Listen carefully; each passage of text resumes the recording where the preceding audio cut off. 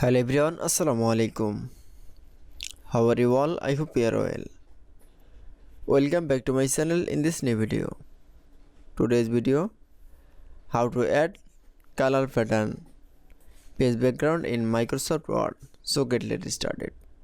At first open your Word document file. In this video, I will show that add color pattern page background in Microsoft Word. Now going to the design menu option. Now for click. Then going to the page color option. Now click for the fill effect option.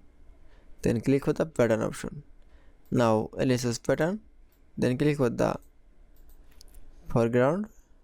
Then choose color. Then click for the background color option. Then select from the background color.